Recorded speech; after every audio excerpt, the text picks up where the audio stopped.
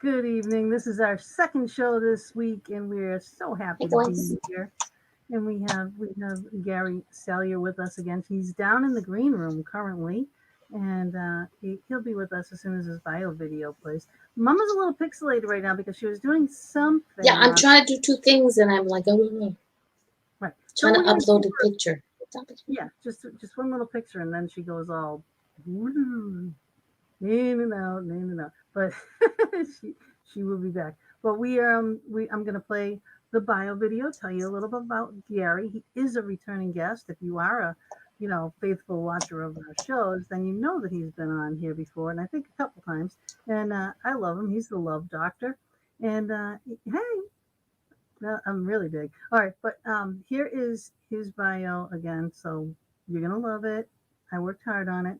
A couple little, little snafus on some of the talking, but I do the best I can. But here it is.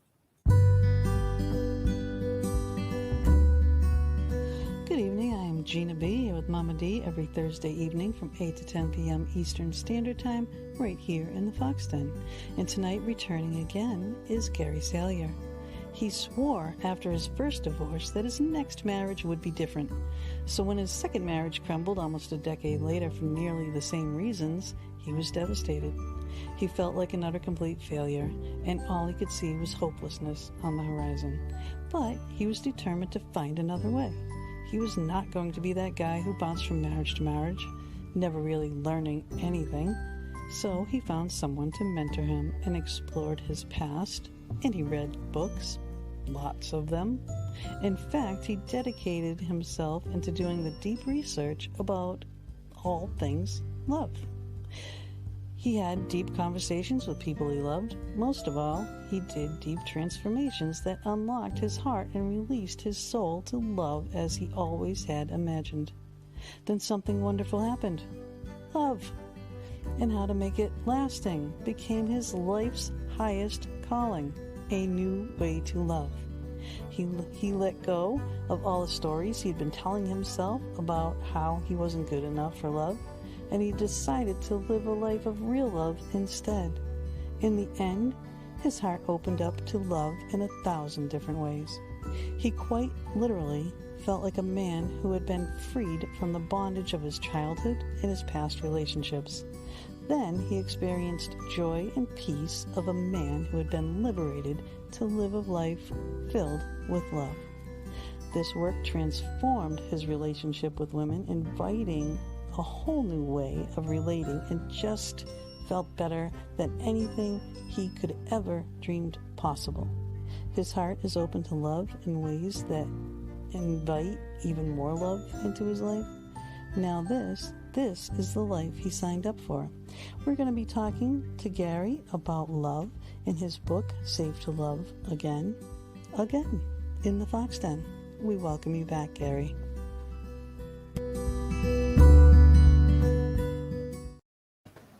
Here we are. Oh, you don't have to switch places. I No, thought you were going to have to switch as I come back in, you know me. But I like that. Safe to love. Talk to you. What a beautiful video. I'm honored. Thank I you. am honored. Oh, thank you. I do work hard on them, and lately I've been having issues with breathing. COVID pummeled my lungs, and I have issues with talking, with breathing, losing my voice. And so when I do the audio, if I do it a few times, because I always mess up, if I do it more than once, or twice, or three times, even sometimes, I really lose my voice. So I had a couple little hiccups in there, and I said, you know what, I'm just going to leave it. I just said, I'm human. We're all human, right? We're living a human experience. Are we? Yes, we are. But at least we try to be. So that's that. But I do work hard on them. In that picture, did you notice the picture in there? It's I like did. the picture that will be your next book. We're talking about this book here, Safe to Love Again. And this is like the must have for everybody, the Bible for love and relationships. And this is the one to have in your back pocket for sure. So if you're having relationship issues, if you're having problems, and it doesn't even matter really. Love relationships, it can be any relationship, Mm-hmm. children and your siblings or whatever, because relationship issues are relationship issues. However, it's mostly for love, in couples. And how long, Gary, have you been in this love game? 14 years. 14 years. Of Lord, course, that's a long time. I've been doing this transformation work for about 14 years. Yep. Wonderful. It's been a soul calling. Yes. Yeah, and I mean, you are, like I said, you're the love doctor, you're the guru, and am I the only one that calls you that, or do other people call you that? Well, I've had, I've been called, I never call myself a guru, but I've been called guru. The other day, somebody said Yoda. Oh, cute. Well, there you go. The See, love Yoda. that's the same thing. Yoda's a Yes. guru. It's a teacher. It's a teacher and a master, and that's what you going to do. Because we in this world, I think we're in a very crazy, hectic world. Relationships are not like mom and dad's relationship. They had time to spend together. And Okay, wait a now, second. Yes. Mom and Dad, we saw what we wanted to see. Because behind They closed weren't doors, running around like us. who's running around? Well, you're not. I'm really not. Not now, but I was. But I mean, but just society today in general, we're definitely more go. Yeah, we're exactly. Yeah, it's a lot of more of relationships that are one's on the one coast and the other coast for work. You know what I mean? And you're like, shit. Mm-hmm. True. It's like my husband and I, when we were first together, I would work the day shift. I had a job in the daytime and he had a job in the nighttime. So nobody had to stay home with the kids, but then we didn't get to see each other as much. Is my background cute here? I gotta admit, like, look at my little fox. So my little fox is flying in, the butterfly, because he's got a heart balloon on the book cover. So I have the fox then as a red balloon, and the fox is flying in. I just thought that was cute. All right, shiny ball. I see it. I could do Okay. it. That's us. That's right. There's nothing normal about our show.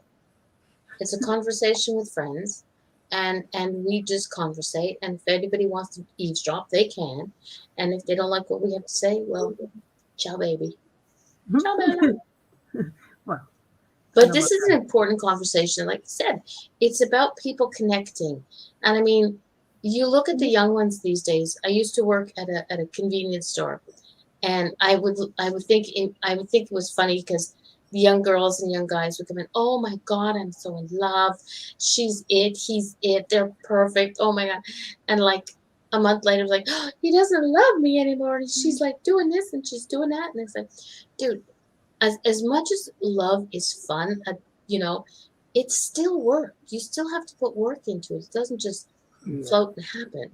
That's right. And kids these days, they have a hard time understanding that. That's right. It is work. Honeymoon phase. Yeah. You almost never see it on a Hallmark card. Yeah, no. Mm-hmm. No. We'll start making our own Hallmark cards. And, the expectations are different. I told you guys I'm writing. I just started writing my second book, Safe to Stay in Love. Mm-hmm. And I realized I couldn't even get into what I wanted until I wrote about why lasting love. Why should it last?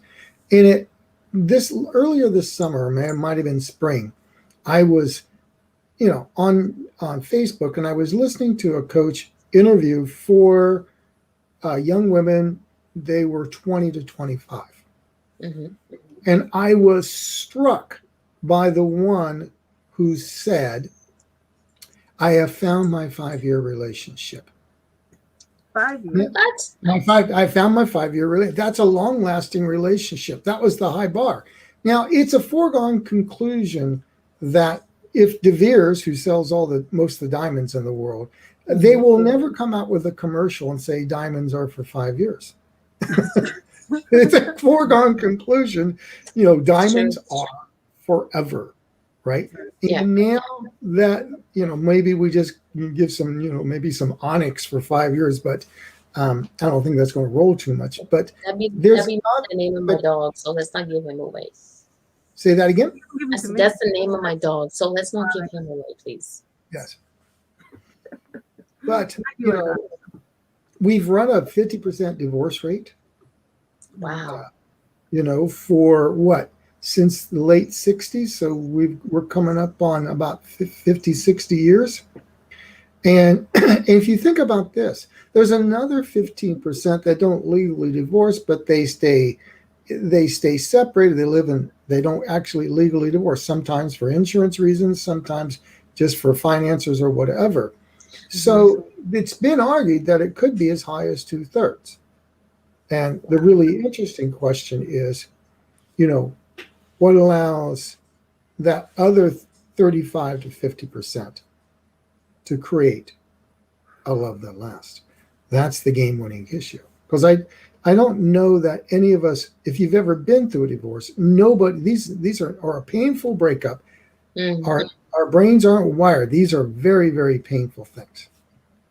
Yeah, because it's rare that you see an amicable divorce. Mine was. They do happen. Yeah. See, Gina's one of a kind. So, but my first one was War of the Roses, custody battle. And my second one, I had learned my lessons. And we used we only needed 45 minutes to talk to a mediator. And I remember having someone close to me say, "Why don't you fight her?" And I said, "You were with me the first time. What good thing came from that?" And we both sat down, and it wasn't a codependent thing. Here you have everything. I don't believe in that.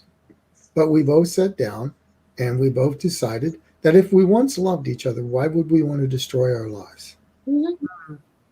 There was no point to that. Dave Price is saying he's getting closed captions. When you get those closed captions, there's a little thing. If you hit on the sidebar and there's like that long line that comes down, there's a little box-like thing. You got to hit that little box and get that box off your screen. That will hide the closed caption. I don't know why that turns on. Sometimes that turns on. That's Facebook.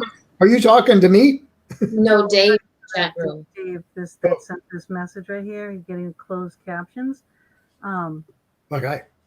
Excuse me. Oh, it's okay now. He says.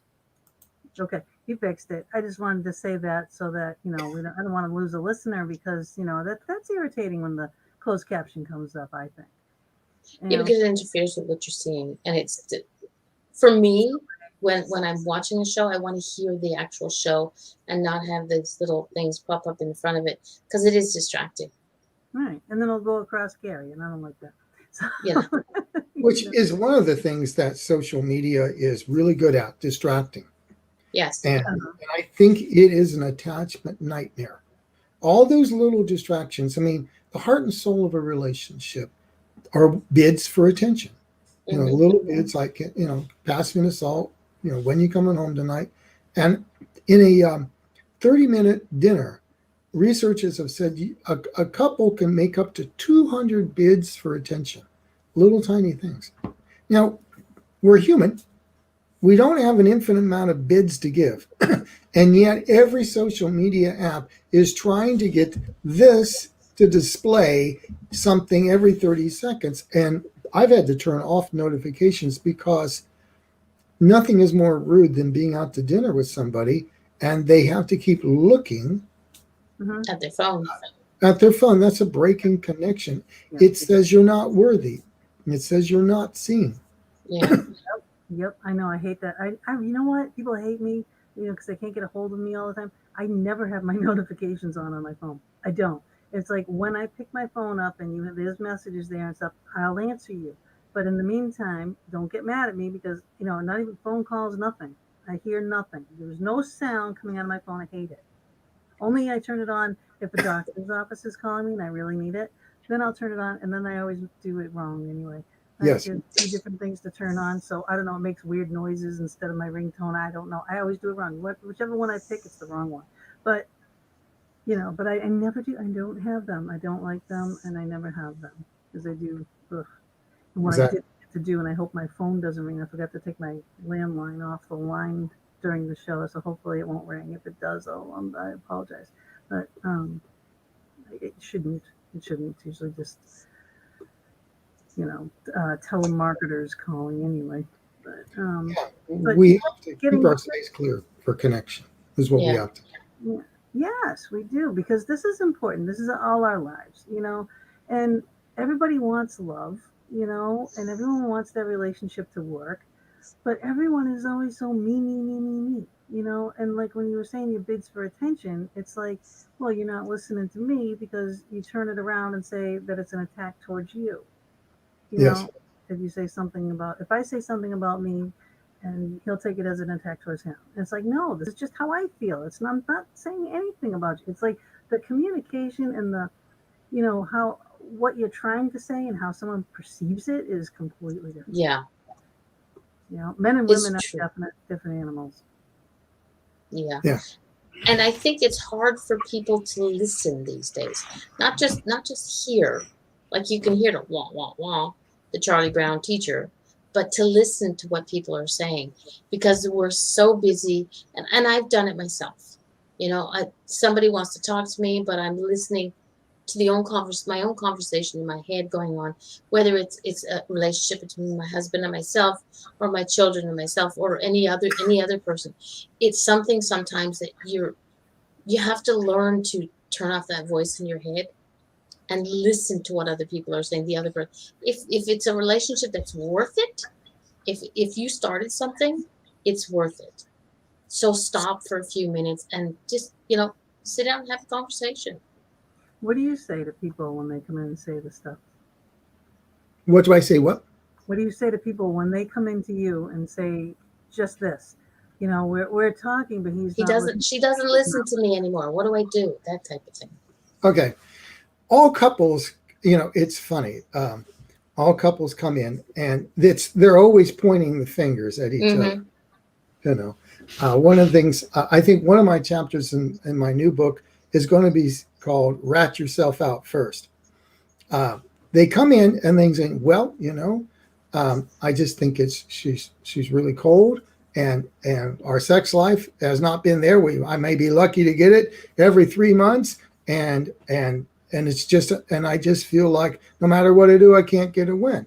Oh yeah, but and then you find out, but you never ever kiss me goodbye before you really to work. You don't really pay attention. And when I was talking to you about my mother and all the the care around her dying, you always tune me out.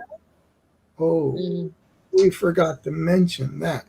And and then then he will tell some story. Yeah, but when I tried to, you said no, this is a family matter, and so I tuned you out because I felt rejected.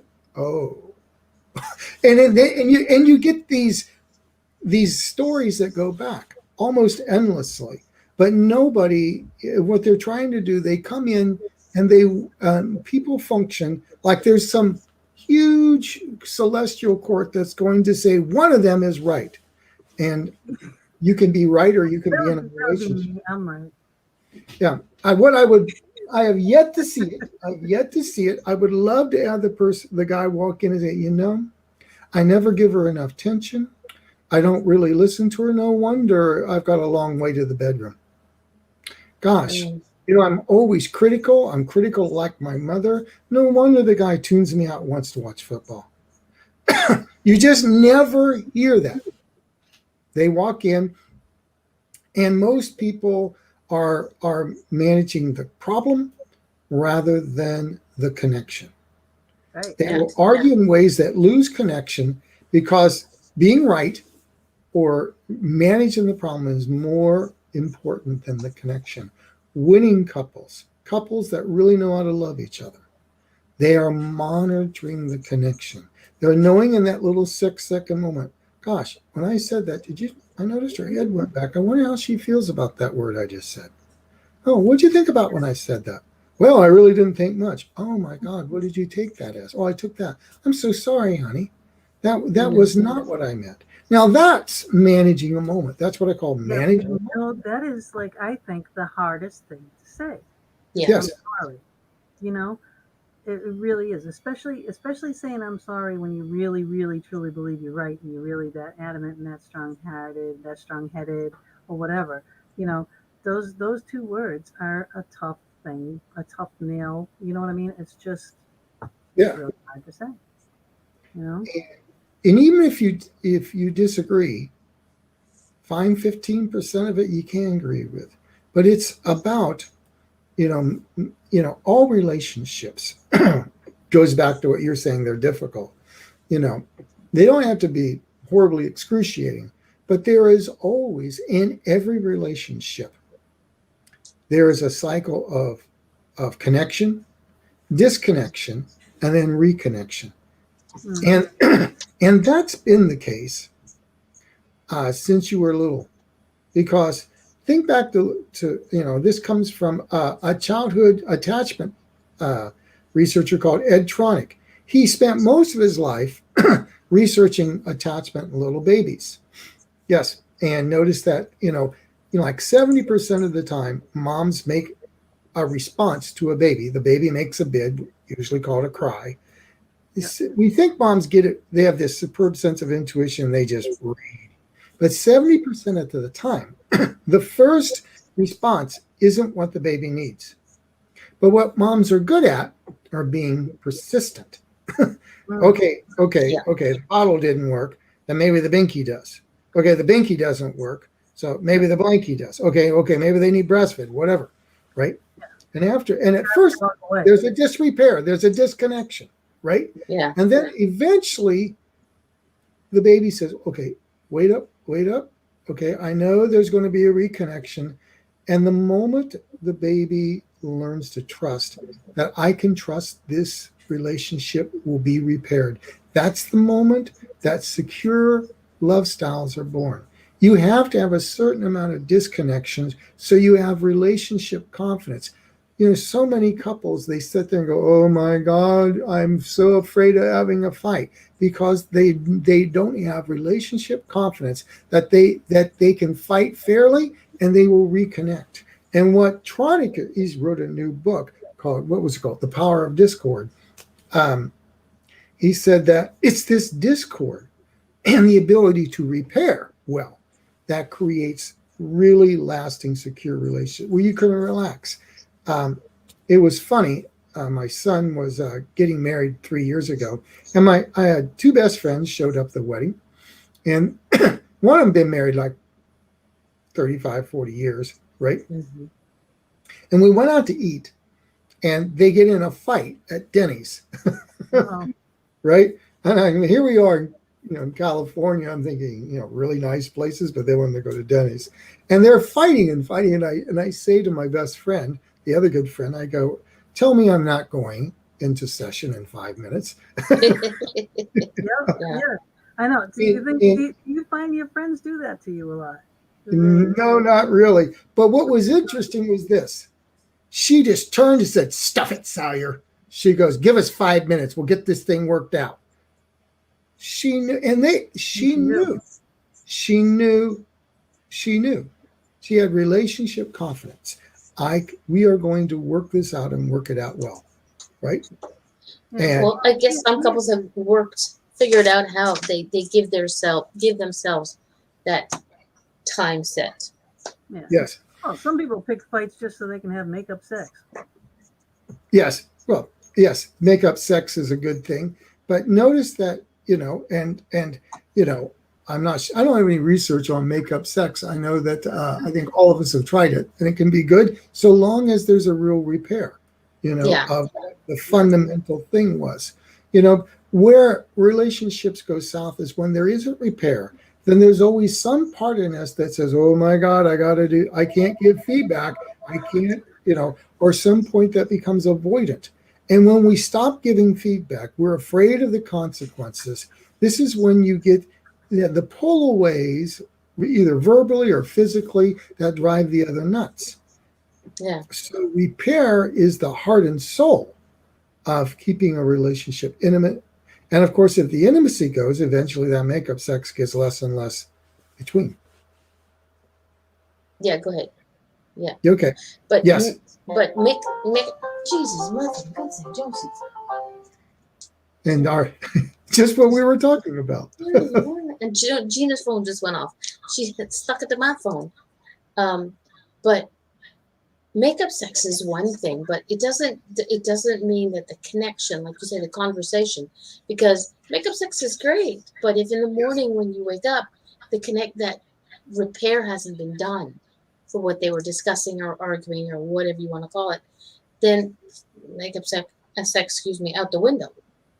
Exactly. If it's done as a way to solve the anxiousness and all that stuff, right? Mm-hmm. That there has to be a heartfelt way that you are able to process your feelings. A lot of couples don't. They don't know how to heal after a regrettable incident. Yeah.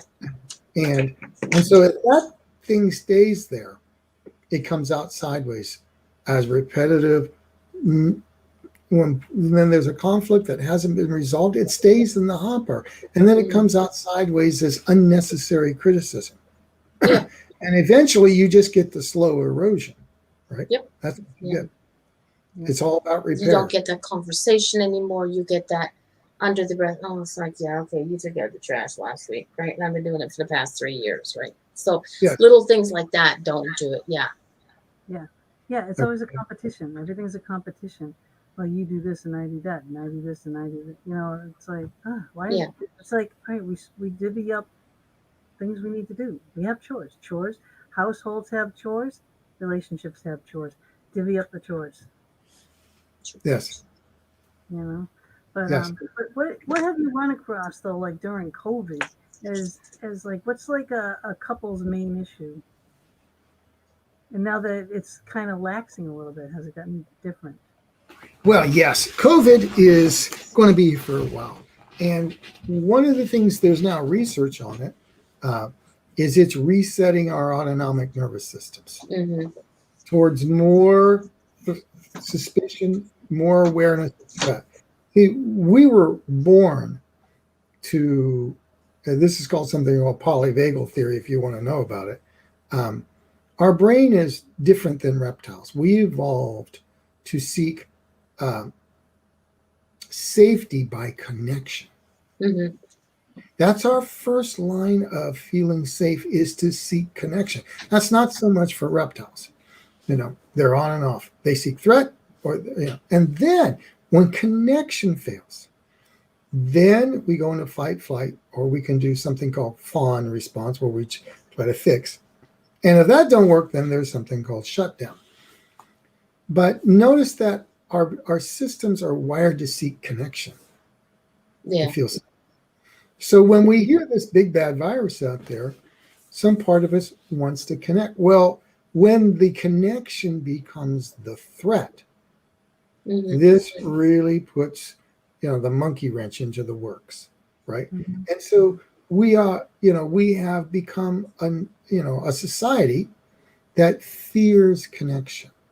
And I mean, I noticed that after I got vaccinated, my son was, we were able to see each other because he was in a high risk job, and we made a decision as a family. Said, we don't want to put you at risk, right? Yeah. And the first time I hugged him, there was this really weird feeling for the first time in my life. It didn't feel natural. And I just noticed, of course, my autonomic nervous system, we've all been taught not to hug, all that stuff. Right? Exactly. And I'm going, isn't that interesting? That's exactly what the research predicts.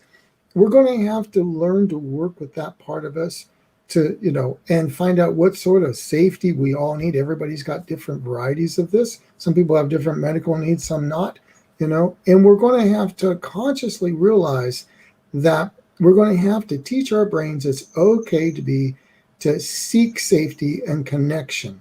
And in whatever ways, what I tell singles is, you have to have enough conversation with somebody so that whatever you feel you need, their lifestyle supports. Now, for couples, they have to really talk about what they both partners need.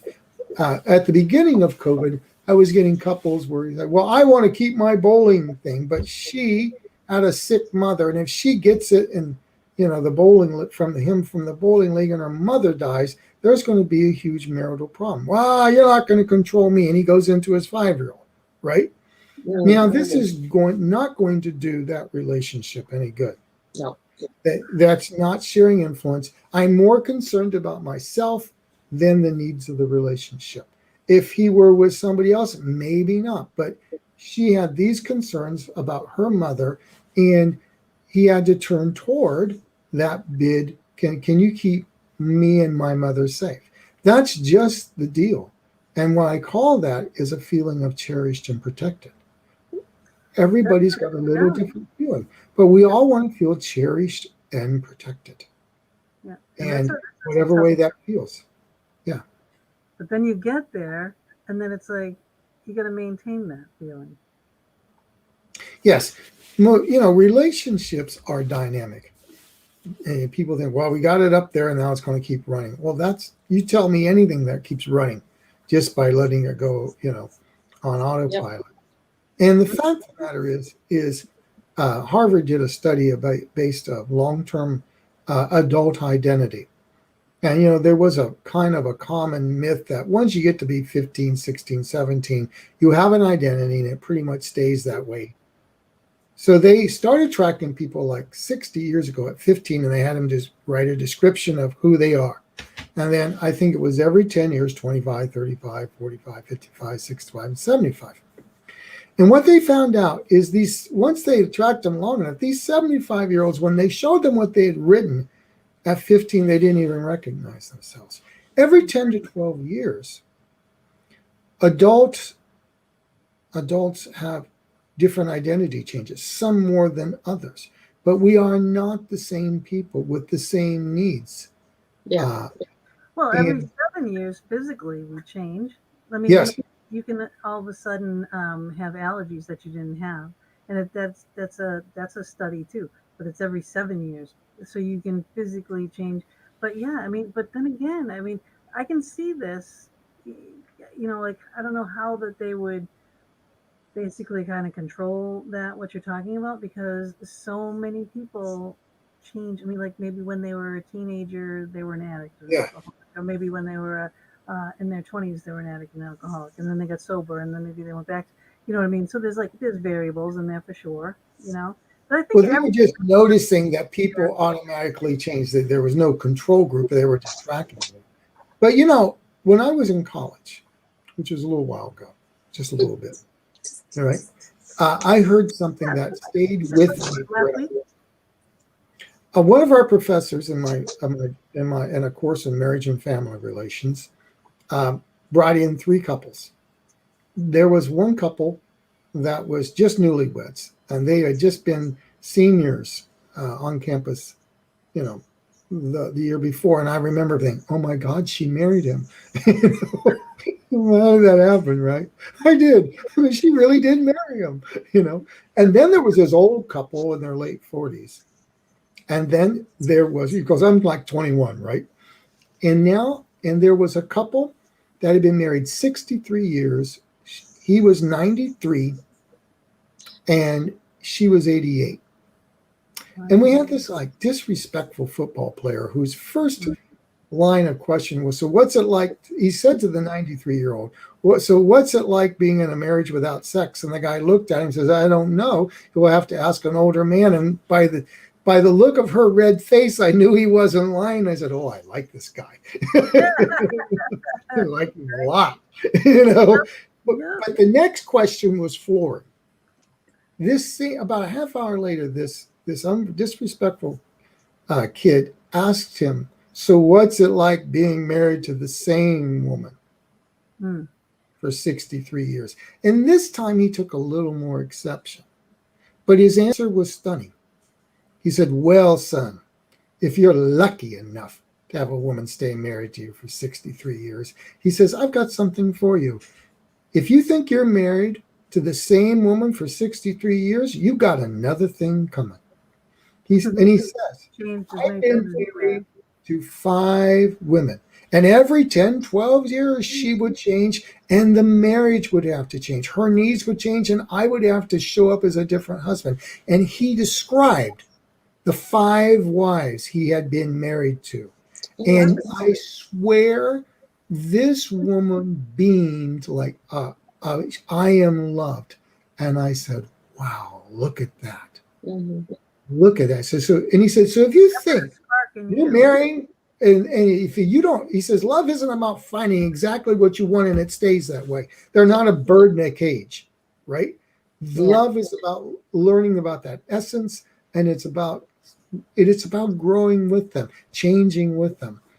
And I think so many times, like when you're looking at online dating, they've got all these, you can have your 20, 30, 40, 50, or 60 characteristics you want, the traits. Those are going to change. Yeah. And there's nothing about the deeper aspects of love. Like how do you feel about each other? Are you genuinely each other's best friends? Things like that. Yeah. Can you sit down and have a conversation? Exactly. Your speaker just went wild. Say that one more time. Your speaker just echoed back at me. Okay, it's gone again. It's just gone again. It's like, okay. Yeah. It's like, can you sit down when a relationship is new, you can actually sit down and have a conversation with each other. But as it grows, as it changes, can you still sit down and have that conversation? Yeah. Some people don't. It's like, okay, I'm in my office and he's in there watching his TV, or she's upstairs and he's downstairs, or, she's always at work and, there's always. I think some relationships need a mediator. Yeah. Just like all the time. One of the biggest predictors is getting to know someone. One of the big predictors is, are you tracking each other's dreams? One of the things when couples come in and they describe it like we are arguing over little things that nobody should be arguing about, and we don't know why, but we're at the place where we wonder if we should even be together. And they go, and when we look back, they're stupid things that, why are we doing this? Whenever the research points out, that's called relationship gridlock. The research says that somewhere along the line, somebody has a dream that has not been supported. Mm-hmm. And when you ask them, so is there some dream? So I once was working with a couple, and I said, why don't you ask her what her dream is? Is there some dream she wants? And he says, okay, honey, is there a dream? And she goes, I thought you'd never ask. And she wanted to get out of corporate. She wanted to do more holistic, coaching.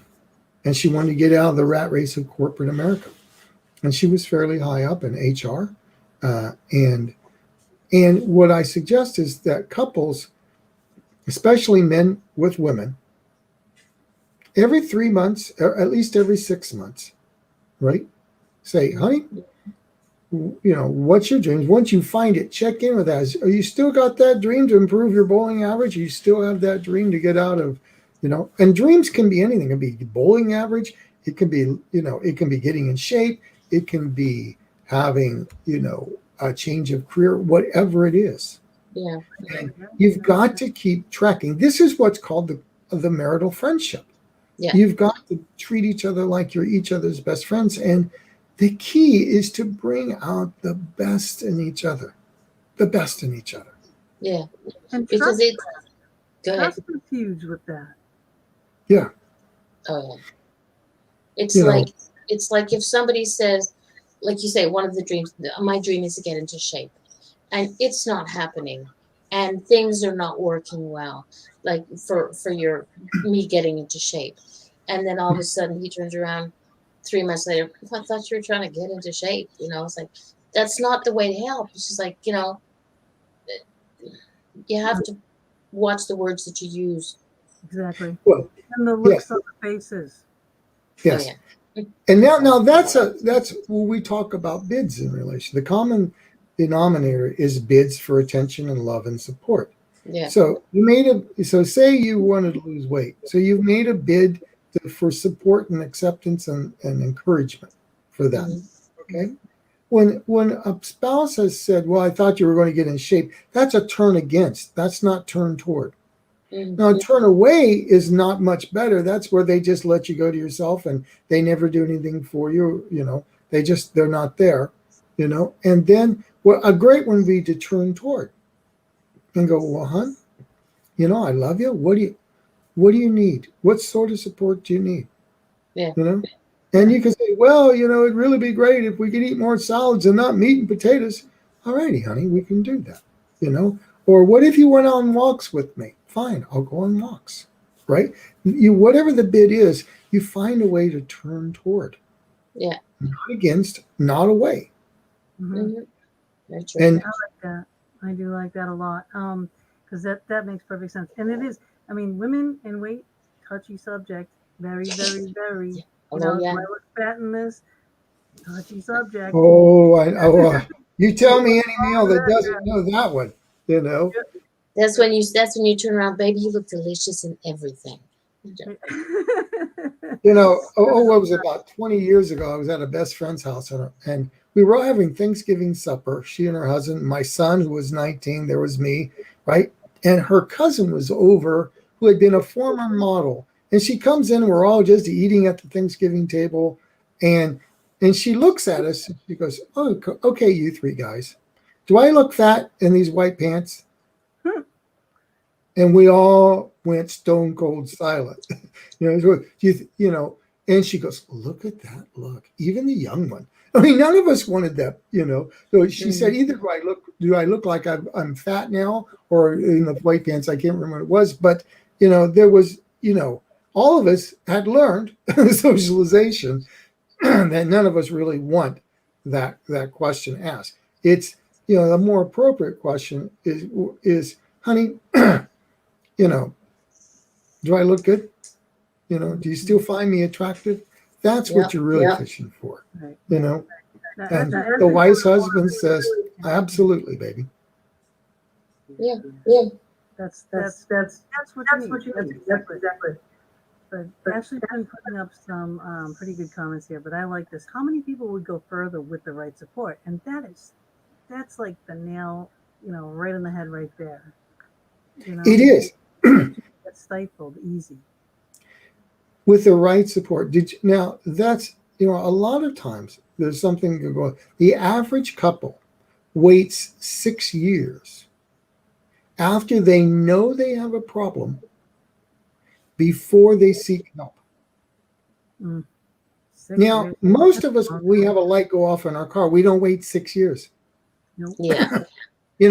And there's this, what's I learned years ago, it's called the marriage taboo. We keep our business to ourselves, and there's this idea that when we get married, we have to solve it ourselves. Or I think sometimes people are afraid to say, I'm having relationship problems, because it makes them feel more like wounded people or whatever.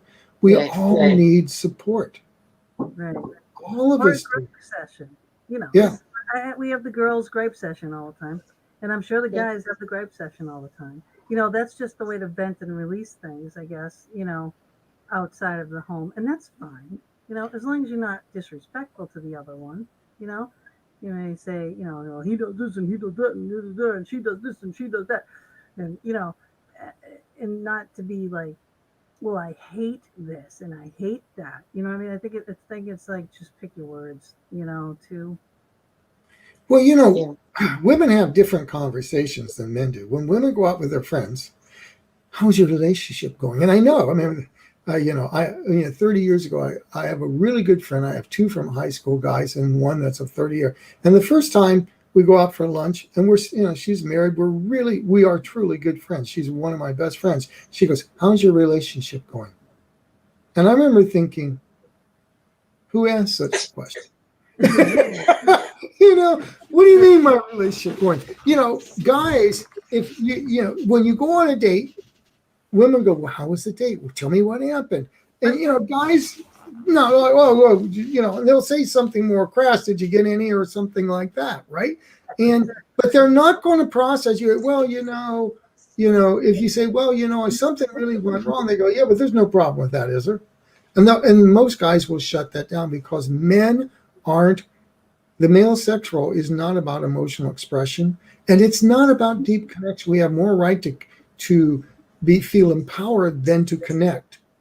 Women have more right to connect than to feel empowered. And so, even we don't reach out to our friends, and even when it's there, it's not very supportive. There's no feedback. Women get more feedback from peers. Now, depending on your friends, it can be better or worse. If you've got a bunch of avoidant, jaded, friends who are, have been really hurt, and they keep their hurt right here on their sleeve, their advice sucks. They'll lead your relationship back to someplace you don't want it. But men don't get as many feedback loops as that. Now, I'm fortunate that I have a few friends that are really, really wonderful. They've always been there. They've been honest with me over the years. But most men, we live in a relationship deficient world where we're not allowed to process connection because we're not allowed to be fully intimate.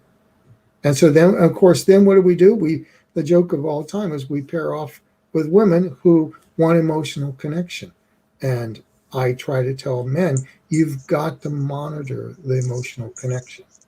Yeah. You've got to give women what about that really needy, you know what I mean? Like, touchy-feely, needy all the time stuff. Yeah. It's like, I don't like that.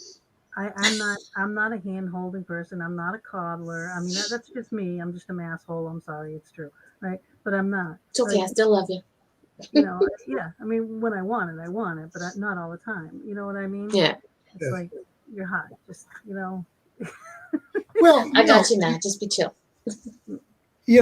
What I help men do is what I tell them is that women navigate their worlds with what I call emotional radar. They ping the world emotionally. They send out and they'll ask, so how are you feeling? And the guy goes, well, I know you had a big presentation. How are you feeling? Well, I thought that the PowerPoint slide really didn't go as well. Well, how do you feel? Well, the boss didn't. And she doesn't get a feeling back. She has no idea where they're at. And so when men don't give a feeling back to their women, because it's one thing, is he angry? Is he sad? Is he scared? Those are very different ways. It's like women send out emotional pings, and it's like the air traffic controllers at SFO or Dallas, the wave goes out, and if it doesn't come back, then, it's like, flight 747 went off the radar scope. Yeah, right. And then you get a lot of anxious or angry air traffic controllers. Where'd that flight go? So, but if we can give our women a feeling, a real feeling, not I feel that is never a feeling, but I felt a little sad that I had this great thing, or I was angry that the tech team didn't get everything in right, or I was scared because a lot was riding on this, or I felt disappointed. Now she knows where the relationship is. But most men will studiously avoid giving a feeling, goes, we're not allowed to have those. And then they wonder why their women feel distant. Because the emotional radar isn't there. Women need an emotional word back. Then they calm down. And then it's a shorter path. That's safe. And if they come in and even if you rectify it at that time, you still might not want to feel intimate at that time. You know what I mean? It's like, Yeah, there's a little time for emotional recovery, and but so long as it's done in a timely way, where relationships go south is when it takes a month. It takes way long to make a repair. You make a repair, and then the feelings stay hurt because somebody maybe has an aggrieved personality. If they stay a week, 2 weeks, 3 weeks, 4 weeks, then the person gets the feeling, this gets back to relational confidence and trust. Gosh, if I make any mistake, I pay for it. And I pay. This is not love. This is not love. Yeah. And the person inflicting that often feels kind of righteous about it. Well, I was hurt. Well, almost always there's a childhood wound underneath that's feeding into it. Mm-hmm. Yeah. I like that too. No one wants to talk Yeah. into a void. It goes both ways. I like That's right. that. Nobody wants to talk into a void, especially an emotional void. Right. Yeah. Yeah. And what most men don't understand is emotions are what fuels us. You know, we are all motivated by emotions. Without emotions are feeling states that are meant to motivate us. That's where motivation. Okay, it's a motivational state. All we know from motivational science that without a positive feeling somewhere underneath, you won't do anything. You need a positive feeling. Even when you think it's a logical choice, somewhere in there is not a logical choice, but a positive feeling. And if we don't have these feelings, we were born to give them and to receive them. Our faces, by the way, broadcast whatever's going on back here. Our faces are meant to broadcast our feelings so that we know if we're safe or not safe with each other. It is physiologically impossible for your face not to broadcast your feelings, which is and it's why impossible for me to hold get it. it. If I'm mad, you're gonna know it. You know. Oh yeah, I've seen that face. You're gonna know it. So when men don't give feelings, their body does. Yeah. Right, but sometimes, like sometimes it's like this again. It's that disconnect between the men and the women. Like sometimes the men they want to talk about it right now. Then women need time to cool down and process. Yes. Or sometimes you want to talk about something at that point, and they don't want to because they don't want to deal with it. You know what I mean? It's too much. Yeah, like somebody, Loki Trout, I think it was, just kind of spoke to that, saying something to the effect of, sometimes he's too angry. Okay, yeah, and he's too angry to calm down. Now, when we look at that, first off, men are basically told they're allowed 3 feelings: angry and horny and probably horny. I know. That's about the only 3 feelings. Right, and that's always allowed. So yeah, because little boys are brought up don't cry, be a man. I literally once cried about a dog dying to an adult girlfriend, and she goes, "You need to show up like a man. It isn't just little boys." I've gotten that as an adult. Yeah, I mean, that relationship didn't last much. I was like, really now, So, yes, it's okay for him to say, "Honey, I'm angry." And he can't just walk away. A responsible is, "Honey, I am so angry, I can't respond well. I'm going to go away for half an hour." Most men need 20 minutes to 30 minutes to calm down. So long as you're not ruminating. If you're still ruminating out there, "That woman, I can't believe she said that." You go, you relax, then you have to promise to come back. And maybe in an hour or 2, you talk about it. Yeah. Now, if he's using anger and walking away as an avoidant to be emotionally disconnected, or because he doesn't have the skills to be able to deal with that, or perhaps because sometimes it's on the other side, they're angry because the woman doesn't have the ability to process things. She believes in emotional reactivity. And it can be on both sides. I've dealt with couples where he walks away because she has a pattern of being so, what I call Vesuvius. They're always something like this, revolving around each other. But it's okay I have it in my book. You have to be able to walk away when you're flooded and angry. But you have to be able to say, like one time, it's 5 or 6 years ago, somebody got through to my Zen stuff, and I said, "I'm about 3 minutes away from becoming someone I don't want to become. Right. Please, I'm going to walk away for half an hour, because if I stay in this conversation 3 more minutes, you won't like what I say. And I will come back when I can be more loving. I'm trying to protect us." Yeah. And I came back. Now, that you got to know where your whoosh is. I knew I was about 3 minutes from just taking their head off. And I said, "This is not loving." Now, if you're overwhelmed and you never had your feelings and you don't know how to process your feeling, and this is how you're stonewalling a woman, so you never actually share influence and never can share your feelings because feelings aren't deemed right, then you need to do deeper work.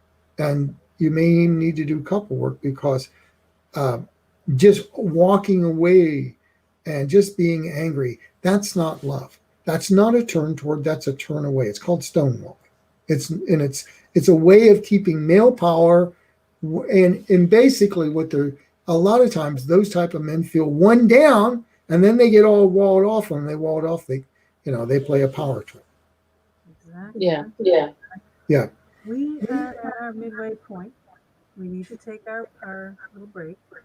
Mm-hmm. And we'll be back. So we're going to play the sponsor ad, and then we're going to have Athena do her featured crystal, which is rose quartz, which is all about love. So we'll see you all back here in a few minutes.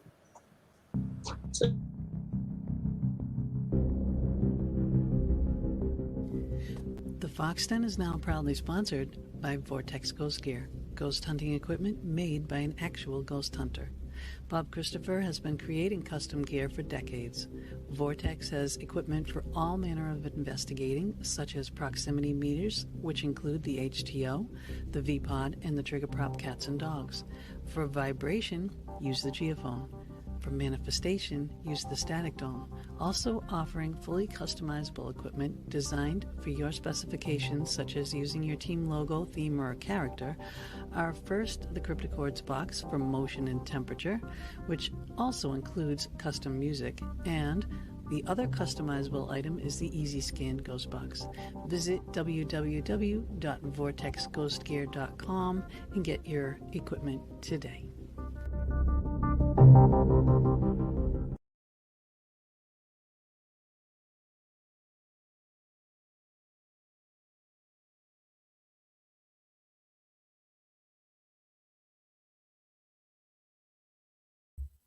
There we go. Hello, everyone at the Fox Den. Thank you for having me again today to go over crystals. And today I thought would be appropriate is the beautiful rose quartz, if you can see that here. This one is in the shape of a heart. There, you can also find it in the rough rose quartz variety. This one is called a seer stone. You see how it has that shiny side here, and that I use in my crystal sessions to help people see from a place of love, which is so important. Now, rose quartz is probably one of the most well-known and favorites of the crystals. It activates our heart chakra and really helps us to release negative energy or negative feelings that we've been holding on to, harboring, whether it's from toxic relationships, emotional trauma, childhood trauma. We tend to hold on to these emotional traumas within our heart center. And rose quartz really helps us to release that, to show ourselves love, to show others love. After all, love is the highest vibration. So when we can bring ourselves, elevate ourselves to that feeling of love, it really attracts that into our lives, as well as sharing that with the world around us. So I really love to use this one, especially with people who are dealing with heartache and loss, grief, all of these things. It's really helpful. What else can I tell you about the beautiful rose quartz? It's wonderful to wear as jewelry. It's wonderful to meditate with.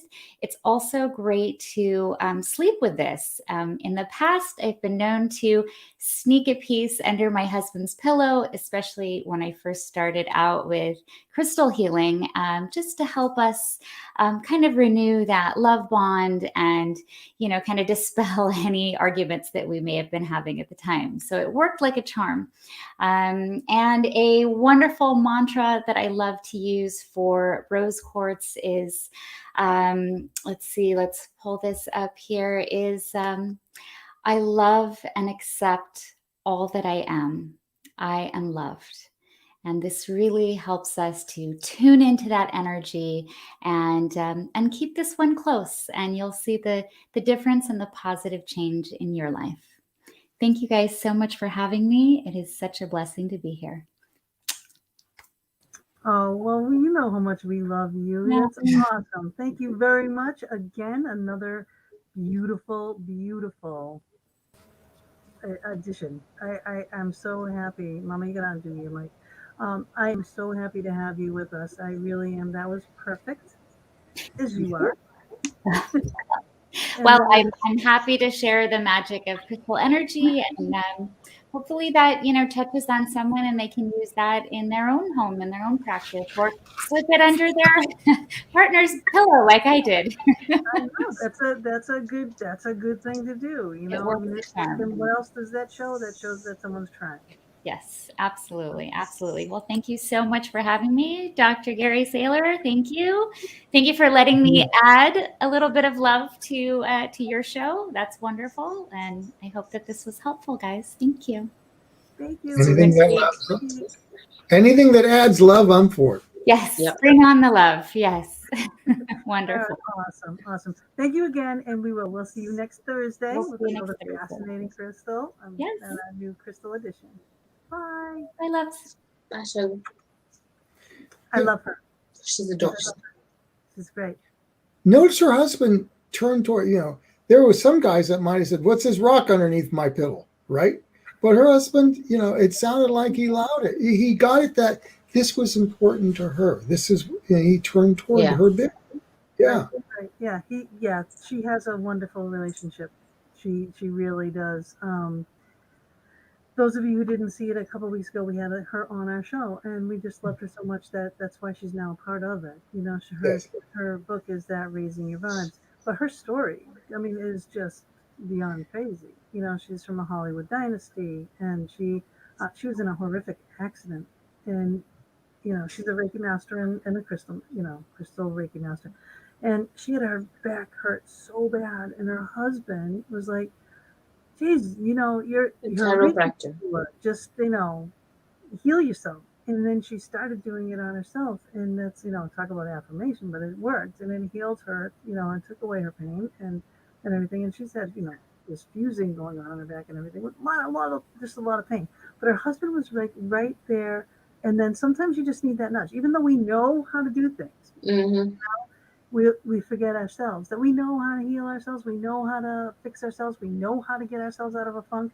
But it's just that, especially from the person that's your partner, to hear that from them, kicking you back into play and into the right direction, there's nothing more than that. That's priceless right there. Yeah.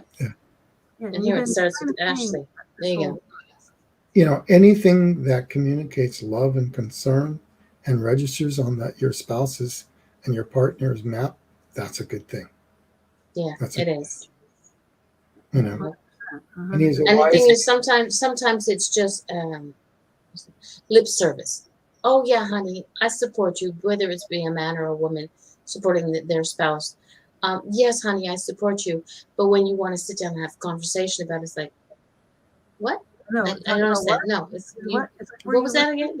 So that's where listening and hearing come into play. I know, because those are two different things, right? What I get mad about, right? I know I keep going back to what I get mad about, right? There's things that I love, right? Don't say that they weren't. There are things that I love, right? But things that I get mad about is that my significant other, my baby, my love of my life here, is deaf, right? He refuses to get a hearing aid. It drives me crazy. It's like you get glasses if you can't see, but we won't, that makes him look old or something. I don't know. But it just drives me crazy because he won't hear me correctly. He'll hear me. He won't hear me correctly. And then he'll try to figure out what it is I'm saying. And it's never what he thinks. Never. Not even close. Not even on my radar would I ever in a million years think that, say that, or do that. Whatever he's thinking or, figures what I said. It's like, no. So things like that drive me absolutely crazy, not hearing. And just on that note, on my little rant, I'm going to keep going my little rant here. If I say something and he disregards it, but one of his man friends says the same exact thing, oh, that's a great idea. Talk about put you back into the dark ages And, I mean, that Yeah. will set me off for months. Yeah. And the thing is, he probably doesn't even realize he's doing it. Right. Yeah. Yeah, he may not be, and you might be able to use a feedback wheel, Gina. What that's called is he's not sharing influence. And you can see a feedback wheel is most couples give criticism and they gripe 90% of the time about what they didn't get versus proactively asking for what they want and giving them a roadmap. And, and hopefully you say, honey, what I'm noticing is sometimes you don't hear what I'm saying. And sometimes when other people say it, you're more prone to do what they say.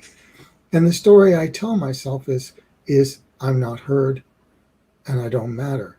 And that makes me feel sad and lonely. And what I would really like in the future, honey, would if you really could get a hearing aid, and could you acknowledge that I have some ideas that are good sometimes. Yeah.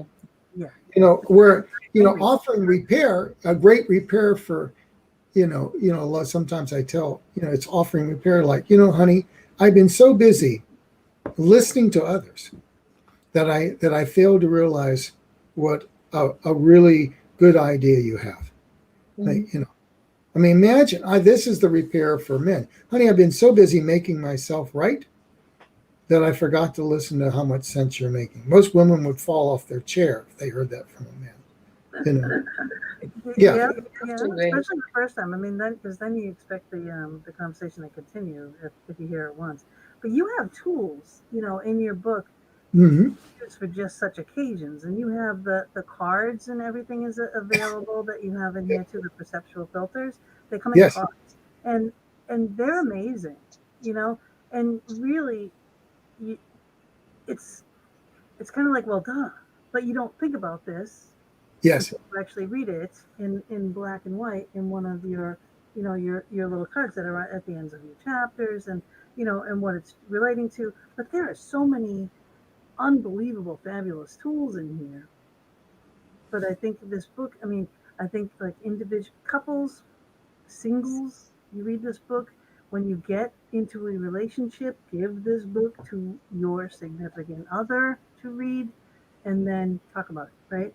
And then try to get that, because honestly, if you work these steps the way and really put this effort into it, it will become effortless.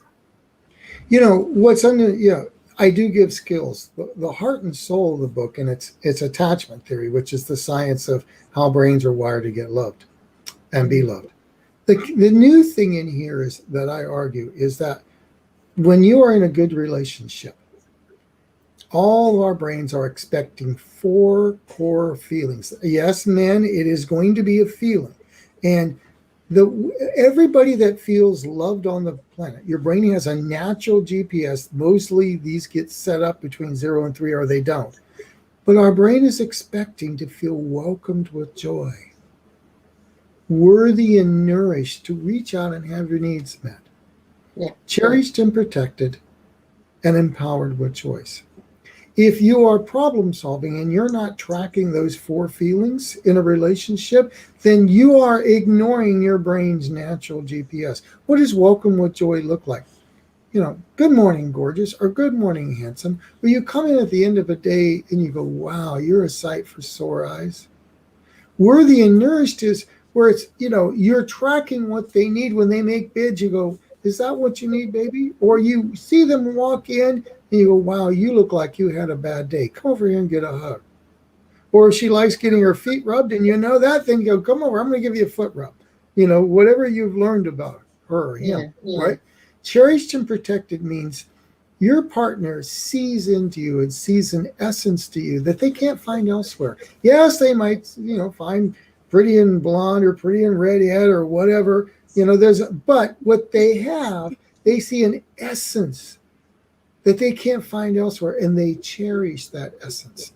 They protect it. You get to be a me, you get to be your full me and a we, and then empowered with choice is you get to share influence. You get to have a voice.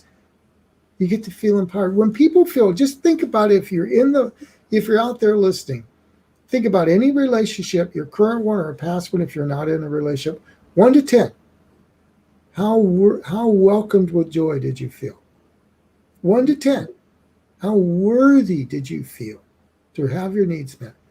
1 to 10. How cherished and protected. If you're a man, we'll go with honored or respected or appreciated.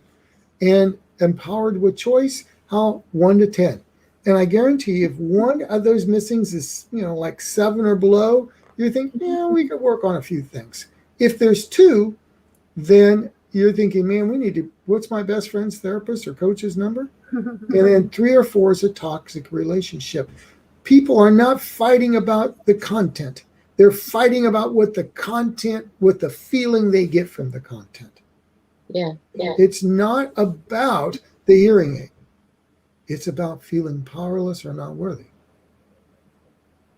It's not about the football game. It's about not feeling cherished. Yes. I like this one. Love language. Mine is feed me all the things. Then listen to my half-baked ideas and tell me, go for it. Oh, baby. Yeah. And Ashley, just notice, is that more worthy or empowered that you need to feel? It's probably more worthy, but, and what I tell couples, a wise man and a wise woman will sit down at the end of the week or every other week at least and have a check-in. Say, honey, on a scale of 1 to 10, how did I do as your partner? Anything under 9, then the next question you ask is, what feeling was missing and how can I give it back to you? Well, I didn't feel very welcome when the last week you keep coming in and you keep watching this, right? And when I was telling you about my mother and her Alzheimer's, you didn't notice it. Yes. Mm-hmm. My husband shows me no affection, so that's not worthy and that's not very cherished and protected. Yeah. And the we is everything. The we is everything. Yeah. The heart and soul of my work with couples is I work with the we. It's not about two me's, fixing two me's. It's about creating a we. Show me a couple without a we, and I'll show you war. The we is everything to a couple. And so when we don't share influence, and all that we've been discussing so far, things that peck away at the we. But when you think about it, what do we all want? We want someone to have our back. Mm-hmm. We want someone we know that will be there, that will bring out our best, that we feel cherished and protected in that. So, and in that we empowers us. I once did a couples retreat, and I was upstairs up on the front, and they were in the third row. They got there a little early, and I was doing a sound check. And I could hear them arguing over what was the most important thing in the manual that they needed to deal with. He wanted to deal with something else. And they were arguing over it. And then he makes a repair and says, I'm going to go out to Starbucks. And that was in the lobby. And what do you want? I go, good. And I'm thinking, nicely done. This was, you could do both of these. And as I'm walking by her, I hear her say under her breath, I wonder what part of my soul I have to give up to be in a better relationship. Ooh. Now, step into what that says about the we.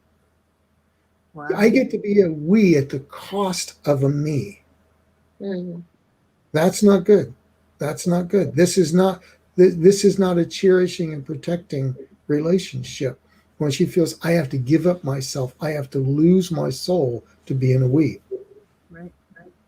On the other hand, there's the other end of it. Where someone will say, well, if I'm, honey, I just got to be me. I mean, and I'm going to, and you're not the boss of me. And now that's too much me and no we.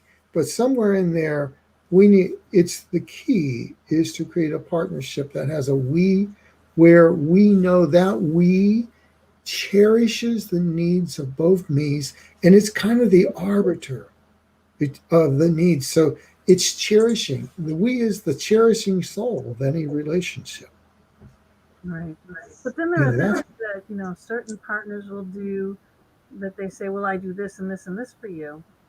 But it's like, yeah, but you're doing it more for you than you are, for me, or you know what I mean, in that Yes. relationship thing. It's like, yeah, did I ask you to do that? No. But then you want something that's not asked for, and they do this thing, but it really benefits them more, and then they turn it around and say, well, I did that for you. And it's like, yeah, no, you didn't. Yes. Didn't. A lot of times, I discuss this in the book under the right to have your needs met. Sometimes people give, and you get this feeling it's controlling helpfulness. A lot of times when people don't have a real right to get their needs met, they can't ask for it. They do this little switcheroo thing where they give, and they are trying to control that they can get something back. Usually early on in life, when they asked, they couldn't receive back, or the response wasn't back. So how do they get? They give and they give and they give, and they hope that they can control, so they get back. Is that like, would you consider that the anxious love style? That can be. Usually when there's overgivers, there's an anxious love style. Yes. You have love styles that are listed in here too. This is really well done. I actually can't wait till you write that Second book. You told us and you read to us just the opener of that new book.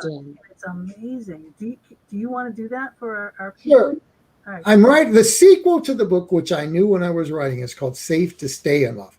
It's safe to love again, but how do you keep it? And I want to talk about these.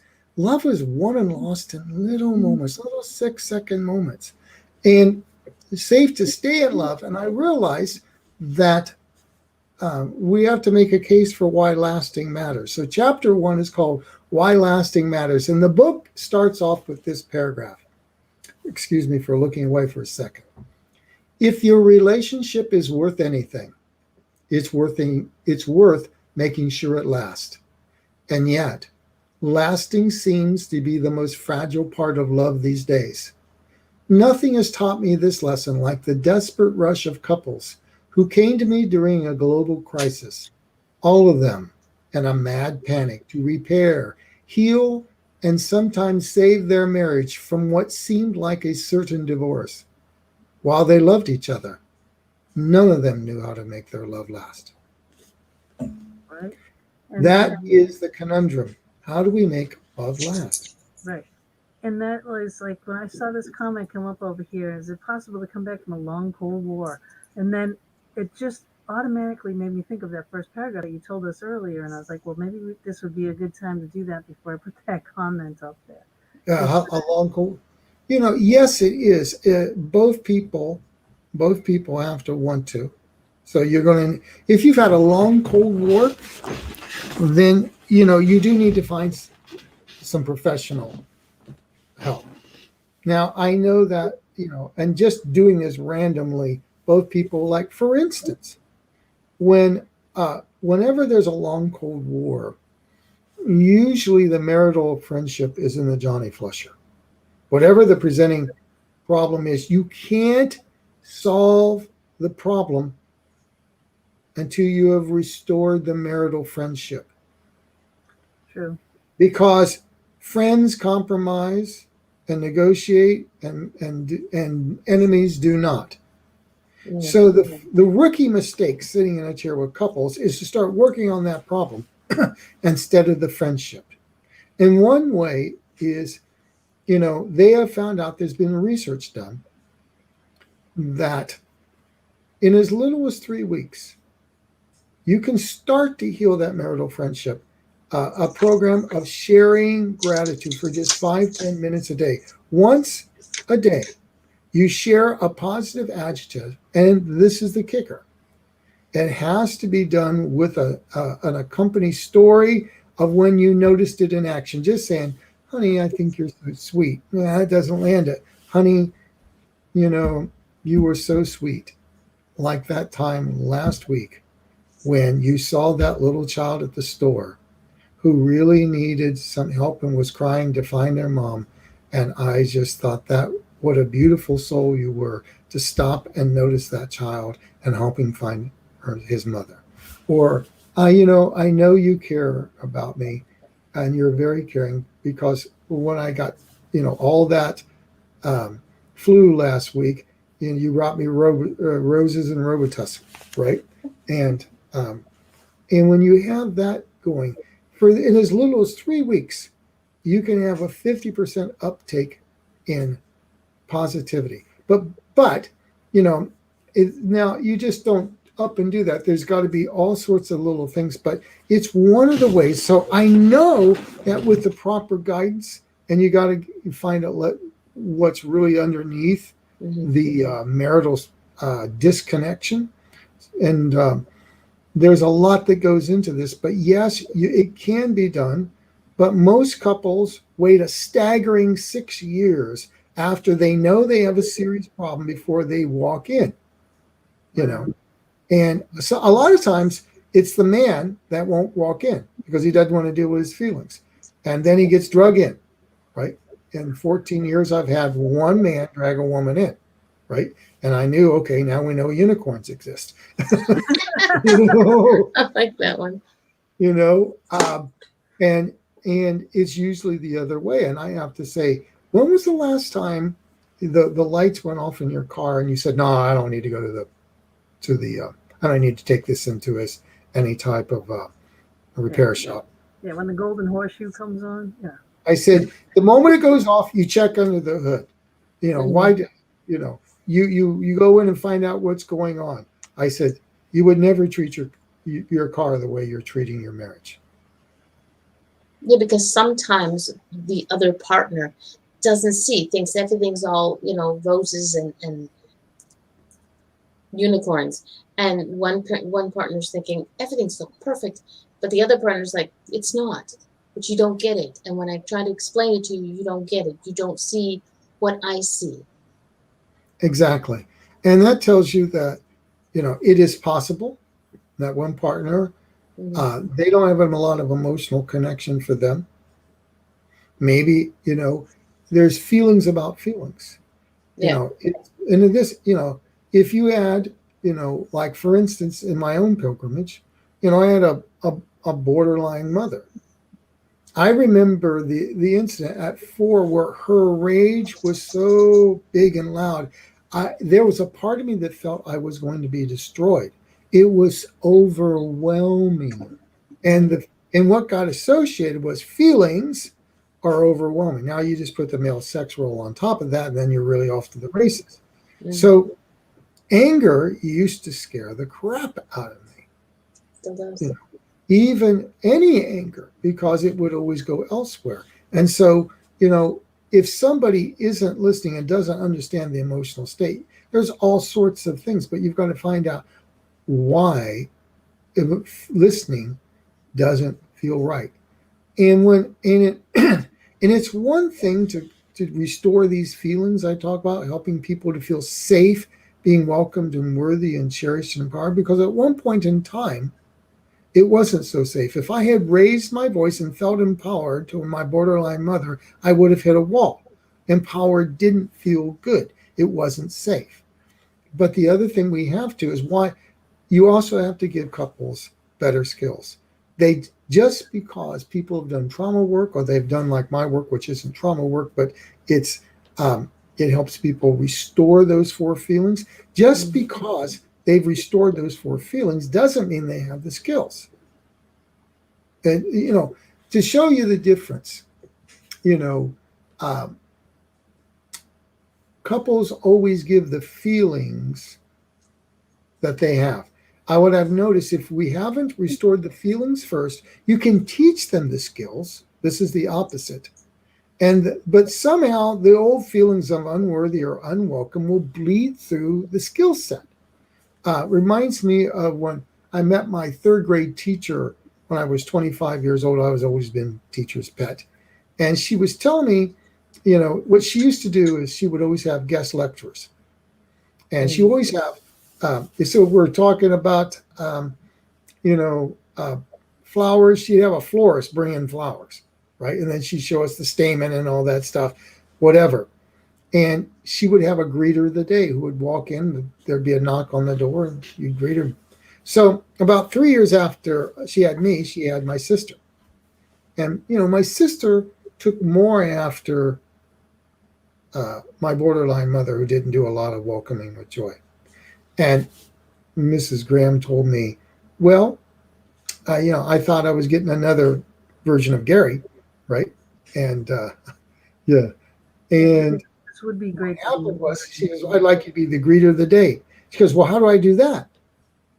And she goes, well, you just walk up and you open the door and you go, welcome in. Okay, I can do that. Knock comes on the door. Mrs. Graham nods. She gets up, opens the door, says, well, come in. Same skill set, different feeling. And Mrs. Graham said, in all my 40 years of teaching her, I was never so shocked. Yeah. Right. Oh my God. And I've noticed sometimes I can give people all these skills. The Gottman's, it's a research-based set of skills. There's all, and if we haven't restored the feeling of welcomed and worthy, it will come out anyway.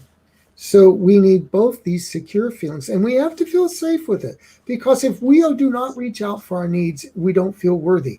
At one point in time, it didn't feel safe to reach out. It didn't feel safe being worthy, or it didn't feel safe being, if we weren't so cherished, it didn't feel safe being in a we. We have to go back and allow ourselves to be safe, feeling welcomed and worthy and cherished and empowered. Create a we, and then the skill set. We have to have the feelings and the skill set. And that's what's new about this book, is if we are not giving and receiving these feelings, and all couples, they duel around these missing feelings. Say she didn't feel very cherished as a child, so she always had to be separate, but boy, she's anxious and she wants to belong, and she just dying to belong. This is a real couple I'm talking about, right? And this couple's in the book, by the way. And he, on the other hand, he never felt empowered. His father was overbearing, put him on the wrong bus to school, and says, I always know what's best, and he went to the wrong school district even though he knew it. Okay? So when they get together, she's dying to be in a we, and he has no voice. So what does disempowered look like for him? In over 25 years of marriage, he never once initiated sexual contact. That's pretty disempowered for a guy. Okay, it's pretty disempowered, and she was dying to be in a we. Well, the day comes when there's some, when the ex-wife, they're just, they just got engaged, and she says, and the children say, and she says, we don't want to deal with this new one for Christmas. And being disempowered and having no voice, that's his missing right. He says, well, I'm going to make everybody happy, and okay, we will just celebrate as a family. So he tells his new fiance, I can't meet with you. I got to make everybody happy, and I'll celebrate Christmas with you the day after Christmas. What do you think this hits in her? That old, I'm not cherished, I have no right to belong. And when she has no right to belong, she's got tons of feeling empowered, and she just comes after him. Now he feels totally criticized, and he feels more disempowered. The more disempowered, the less he can include her. The less she's included, the more she disempowers her. Now that engagement is spiraling downwards. Now notice they picked each other for exactly this experience. She had no right to belong, and found out a man that couldn't fully include her. He had no right to have a voice and feel empowered, and found ways to provoke it in her. Wow. Now, once we gave him the feeling it was safe to have a voice, to feel empowered, then he could say to his ex, This is my beloved, and we're celebrating Christmas together. And when she felt included and cherished, then she could empower him. What would that look like? He lost his job and being a high-powered entrepreneur. She found him a job in 4 weeks that was 6 figures. Now they're spiraling up. The key in all marriages is they picked each other exactly for the missing right that they gripe about. So if you have no right to connect, you'll find someone that's distant. If you have no right to have your needs met, you find a taker, or you lose yourself in a relationship. And it's restoring these rights and these feelings. Then give them the skill set. Then the couple can do well. Right. And But this now- is what's new in my theory. Most people aren't dealing that well. You got a pursuit of a pursuit withdrawal pattern. Big whoop-de-deal. What flavor of pursuit? What flavor of withdrawing? Why? What feeling told him to withdraw? What missing feeling is telling her to pursue? Because so long as that missing feeling, I'm unworthy, she's going to pursue. The only way she can back off and let him have his time out is to feel worthy.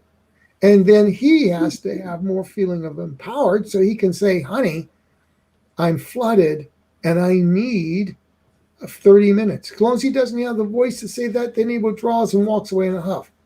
If we don't, so we can talk to him, well, honey, well, look, couple, you've got this pursuit withdrawal pattern.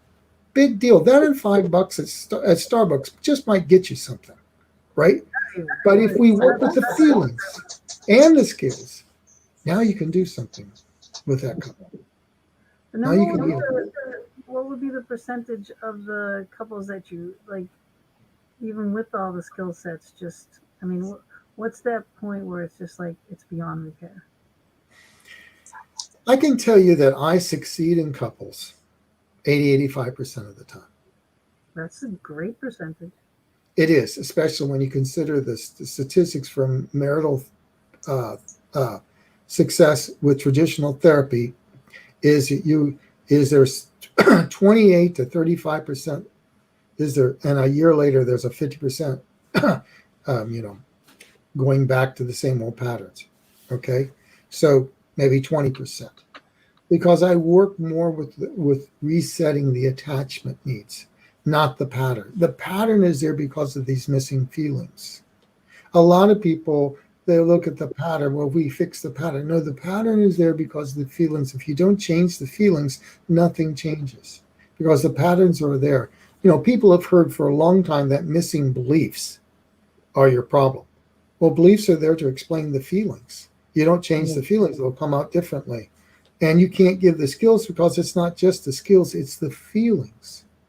I mean, how many times have you met someone that feels unworthy? And even when you try to make them feel unworthy, they can't receive from you. Because some part is so afraid of being rejected that they're looking out for it. Yeah. This is when... just are damaged, from... Yes. And it's not so much, and I wouldn't even say damaged.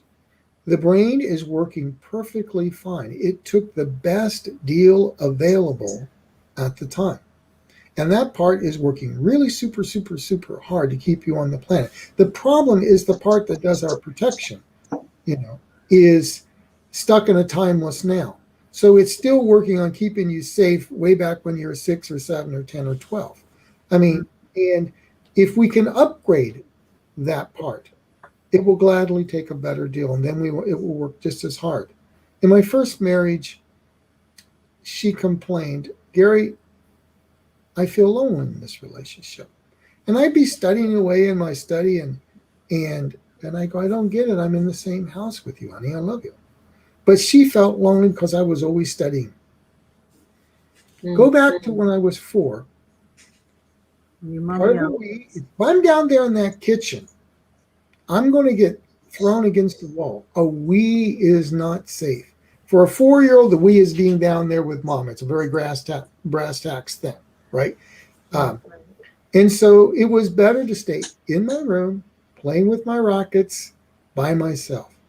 Distance equals safe. Now when I'm in my study, I'm doing the same thing. I had to replace distance with cherished. When I knew that I could feel cherished in a way, and my deep subconscious felt safe being cherished. That's when a we feels good. Now I'm not finding different ways of being distant. That's what traditional therapy didn't do. It never addressed. We dealt with my first marriage, but and all the patterns, but never the core feelings that were missing that made me feel distance. And so afterwards, I either, the second wife, I didn't create the distance. But I found someone who would give me the distance. I found the back door. And then after that, I just noticed I'm either doing distance or I'm picking someone distance. And after that was when I decided nobody should work this hard in therapy and degrees and not have the love style they want. So we're always working with feelings, what equals safe, if that makes sense. Does that make sense, Gina and Darling? Yeah. The National Society identify those things in yourself and in your partner.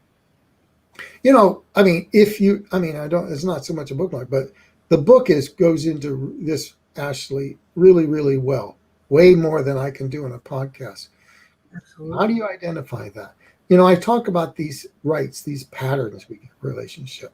Is it, welcome with joy gives us what I call a right to exist. If that little baby goes, oh, there's cute little darling, we're so glad you came into the world, right? That baby feels welcome. It's okay to be in our bodies. We don't have to be in our heads, right? It's the world is a cozy oyster. We expect someone to say, good morning, gorgeous. Good morning, handsome, right? Welcome with joy gives us this right to be in the present. Good morning, gorgeous. I don't get that anymore. I used to get that. Good morning, gorgeous. I don't get that anymore. We're going to have to work on that. You can. Morning, gorgeous. You get tomorrow morning, You can always say, honey, I miss being when you wake up in the morning and say, good morning, gorgeous. And then the next morning get up and he doesn't say, good morning, handsome. And see if they, I said that. It's a smack on the butt the same. Sure. Oh, sexy. I call them sexy. If you are. And notice there's a little bit of worthiness there too. Right? Yeah. Do you think the reason for not showing emotion is because I was cheating on you were cheated on in your first marriage? That again, he kind of brought that up. It could be. But usually the patterns start much earlier. I would be looking for, to be honest, where's the pattern underneath that, right? So if someone let's say someone cheats on somebody, right? Say they grew up in a family where they had a beautiful childhood and at 9 or 10, their parents have a divorce and love goes away. They develop a pattern, what I call the paradise lost. When does love go away? When do I have, and it's better to be on my own than when love goes away. And now I'm just making a hypothetical here, just one scenario. There could be many others, whoever asked this. I'm not saying this is necessarily you. And then some part cheats in order to do a preemptive move against the heartbreak by making sure they blow it up soon, because the brain likes to be in control of heartbreak. It wants to be in control of pain. They did a famous experiment with birds where there were 3 cages. One bird got pampered and got fed beautifully and it survived wonderfully. Another bird they all got fed. They got fed, but there was a light that shocked it. But it always got a light that told it when the shock was coming. That bird did just fine. The bird that never had the light but got shocked randomly, never knew when it came, it died. Brains want to know how to predict. So sometimes if I hear a paradise lost, then my next move is to find out, is this cheating? A way of controlling the heartache. I will make it happen so I know when it's coming, because it was too painful being totally disappointed and surprised as a child. That's one scenario. Now notice there's not much cherish there. I wonder how much of our partner choice based on childhood experiences. Oh, most of it. Yeah. These patterns, as I point out, between 0 and 3, these patterns are set up certainly by 7 for most people. Doesn't mean later experience can't affect things. It does. But the seminal pattern, you almost always find something in childhood that meets the same pattern. It'll have the same shape and flavor. And if we don't go back and help that younger child in us to feel that feeling of cherished or welcomed and to feel safe, to find out what flavor of safety, that then they'll gladly take it. Then they get the right back. You give them skills, and then you can like, for instance, in the book, there's a woman by the name of Sabrina.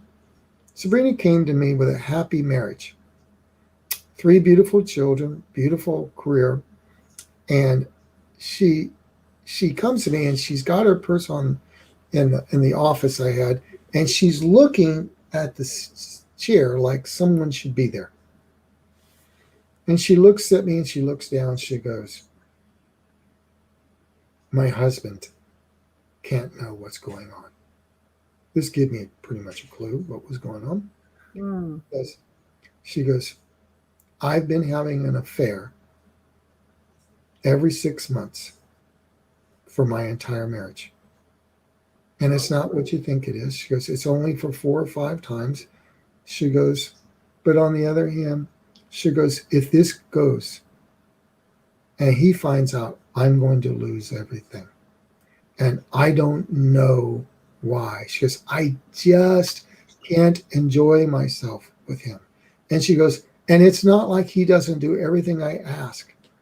I just can't. I can only enjoy myself when I'm with someone who doesn't, that's some guy that doesn't mean anything. And if this pattern continues, I'm going to lose a man that I deeply love and my marriage." Wow. So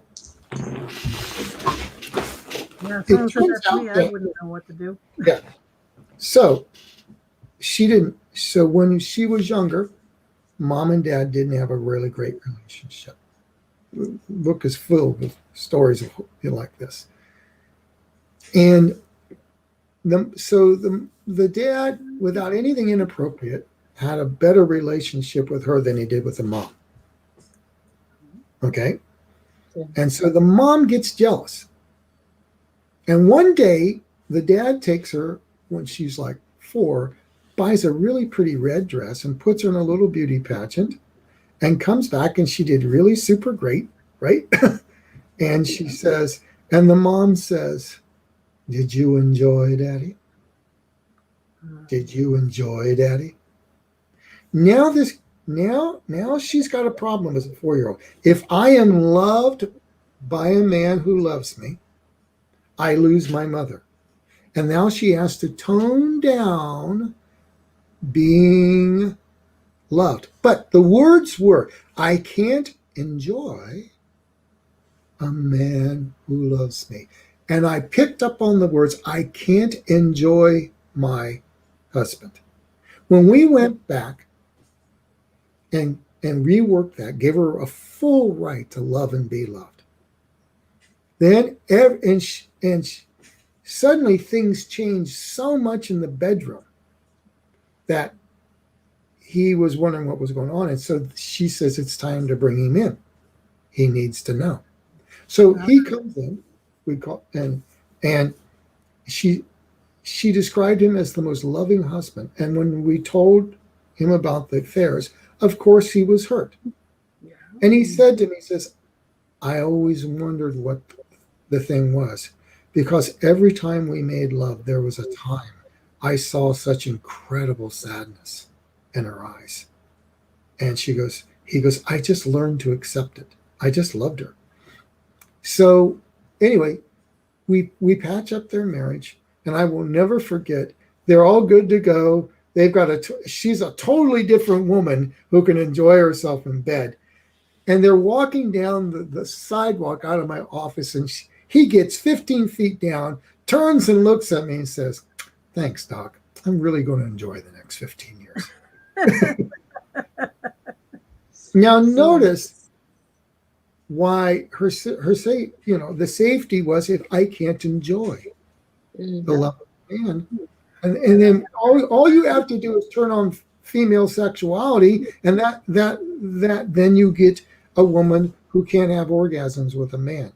And as soon as we allowed her to be loved and fully loved, and we worked with that, now suddenly she's having orgasms and she's going, yo, ah. And he's going, what happened to the sadness? This is good. I like it, but what's up? And we patch things up, and they have a very different. Now, notice that this isn't about morality. We do morality. This cheating was like, it was the only place she could have an orgasm, and that's tough. So we were able to give her a full right to love and be loved, and love and be loved is not only emotionally being loved, but physically loved. Because sex is the canary in a mine shaft. I will talk to my couples after first or second session. I'll ask them, just try, how's the sex? Because whatever's going on there, going to tell me a lot. If they've said, well, we haven't slept together in the last 3 years, or I've had a couple that said, hey, I know whatever they're saying is not the whole gospel truth. Right. But that's the sort of, we had to find out, that's why her system isn't safe. We gave him feelings, and then, so it's feelings, and we gave her back a right to love and be loved. She didn't have that right, and so that's in these patterns. I mean, I go through them in great detail. Every reader has told me that they see themselves in there. The words are either, the two words you hear all over the place are life-changing or eye-opening. Yeah, it's like a Bible. It really is. If you want your relationship to work, because we're very different animals. We think differently, we act differently, we react differently, we love differently. But this can pull it together. It is.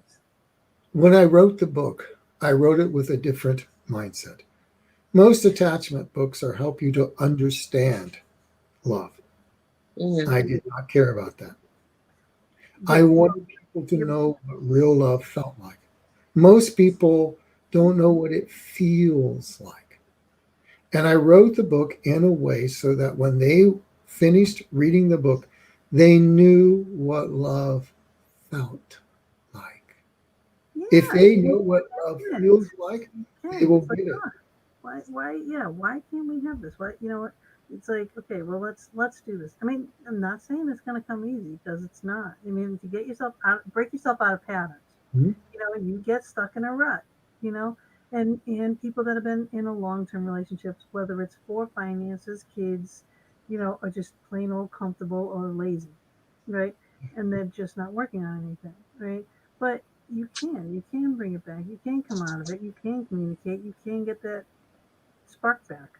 Yeah. Most people don't have a feel for what love is. And so I tell a story early on in the book. Back in the 60s, before counterfeit became a high-tech science, right? The FBI had a counterfeit program. And what happened was, how they trained people to know when there was counterfeit? They brought them into a room for a week, and for the first 4.5 days, all they did all day long was feel and pass money back and forth. money, money, money, feel, feel, feel. Mhm. And then on Friday afternoon, they would slip in a counterfeit. And because they understood what a real bill felt like, they immediately felt the difference between the counterfeit and the real thing. They had a feel for what it. And a lot of us, what we were given in childhood was a counter. We got given so many counterfeit bills that we got a feel for counterfeit, and we keep looking for counterfeit. And every time we get real love, we go, well, that's not right. And when then we give it back, we wonder why we blow or we don't choose the really good guy or gal because our fingers got accustomed to putting counterfeit all day long. And then we don't know what to choose. So it's about giving us a feel for what real love is so that when we immediately feel the difference between that, we go, oh, we don't analyze and go, well, there's pros and cons. You just know. You get out of your head and go, I'm on my 5th date and I don't feel very cherished or I don't feel very welcome. Something's off here. Mhm. Yeah. So it's about giving your brain back a natural GPS for love so you can feel what love is. Yeah, that's your second chapter, the GPS of love. But you talk about counterfeit love in here and go into more depth. I mean, it's all the things he's mentioning, all the things that he's talking about, and so much more is in this book. Like you're just gonna be floored. You'll be floored of the what what you can do. Little things, just the little things. Start with the little things, and it can really make such a huge difference and such an impact in your life. And and then this is a good example for your kids because kids, I think today are seeing too much of that rah rah rah, fighting, and the ego, and the or the narcissist empath, or the what I mean, the just bad relationships, and that's what they see, that's what they learn, like you as a child with the mug, and all this gets brought forward. But you start bringing this into your relationship now, and you have children, small children especially, it's going to be a game changer for them in their life. If you don't want them to have, a bad relationship in the future, show them a good relationship. Show them how to communicate. Show them, what you should be doing and how you should treat a partner. If you have a son, treat him how to treat a lady correctly. If you have a daughter, teach her how to be patient with a man and listen and try to communicate, the best that we can as well. But it is, because we, again, one more time, we're such different animals, but we need each other. Exactly. And I always have a few sections in there about how these rights get set up between 0 and 3, how these feelings get put in. And that 35 or 40 pages in there is, I've had so many parents tell me, my God, you made me a better parent. Yeah. Because they get, oh, this is how you give your children these 4 feelings and why it's so important. If you can give your children these 4 feelings that they're welcome, they're worthy, and they're cherished, and they're empowered, they will naturally grow up with the right GPS. And then you won't be asking at 25, why are they choosing such a girlfriend or boyfriend? They'll just know. Yep. They were given the good money at first to feel. Yeah. Well, honest to God, I mean, it's just, it really is. It's a wonderful, wonderful tool. It's a thing that you can have in your family. You know what I mean? It's like, once you get done reading it, give it to your brother, give it to your sister, give it, you know what I mean? Give it to your family, and then Share the love.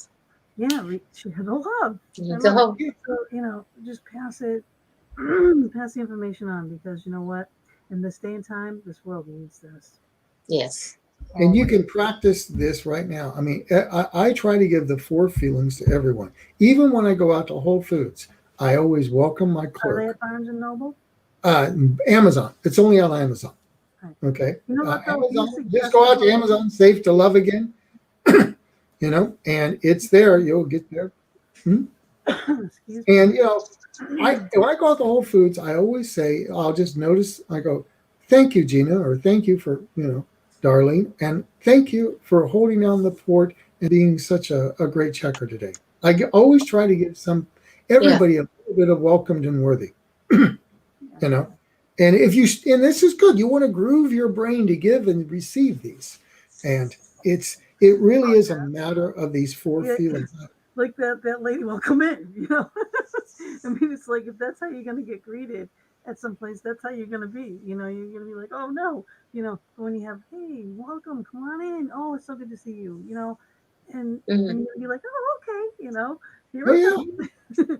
You know, my A daughter good Walmart greeter. is here today. She just came in from Massachusetts, and it's like, oh my god, I gave her the biggest hug, and it's just like she couldn't even get through the door yet. You know what I mean? I'm on the porch, and I'm just like holding her, and she's Yeah, like, okay, yeah, I got a we lot need of that. stuff up again. I'm like, yeah, okay, wait a minute. You know, It's like, That's Mom, good. let me breathe. Yes, that's a good thing, though. That's a good problem to have. That's a good problem to have. Mom, let me breathe. Yeah. Yeah, Yeah.